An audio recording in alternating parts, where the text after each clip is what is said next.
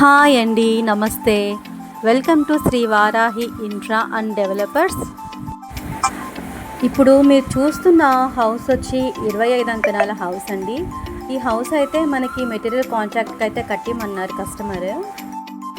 Construction అయితే almost finish అయితే అయ్యిందండి. ఇంటీరియర్ వర్క్ అయితే జరుగుతుంది. ఈ హౌస్ సైదాపురంలో అయితే ఉందండి. కన్స్ట్రక్షన్ అయితే ఆల్మోస్ట్ అయిపోవచ్చింది. హౌస్ అయితే చాలా బాగా వచ్చిందన్నమాట.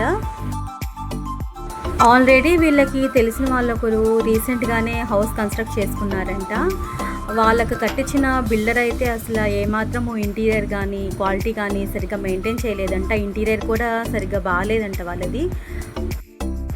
ఇంకా ఆ హౌస్ చూసి మన కస్టమర్ అయితే ఇంకా అసలు మెటీరియల్ కాంట్రాక్ట్కి అయితే ఇవ్వకూడదు, నేనే దగ్గరుండి అయితే కట్టించుకోవాలి అని చెప్పి అయితే అనుకున్నారంట. రీసెంట్గానే వాళ్ళ బ్రదర్ మన దగ్గర అయితే హౌస్ అనేది తీసుకున్నారండి. ధనలక్ష్మీపురంలో 25 అంకణాల హౌస్ అయితే తీసుకున్నారు వాళ్ళ బ్రదర్. ఆ హౌస్ అయితే మన కస్టమర్కి అయితే చాలా బాగా నచ్చిందనమాట. ఇంటీరియర్ కానీ కన్స్ట్రక్షన్ కానీ మనం వాడిన మెటీరియల్ కానీ అంతా అయితే బాగా నచ్చింది ఆయనకి. ఇంకా వాళ్ళ బ్రదర్ అయితే మనల్ని అయితే సజెస్ట్ చేశారండి.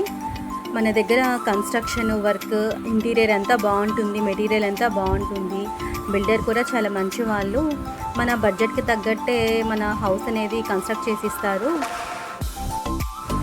ఎటువంటి డౌట్ లేకుండా అయితే ఇచ్చేయండి ఆ బిల్డర్ గారికి అని చెప్పి అయితే చెప్పారంట మన కస్టమర్కి. ఇంకా ఆయన అయితే మనల్ని అయితే కాంటాక్ట్ అవ్వారండి హౌస్ అనేది కన్స్ట్రక్ట్ చేసేమని.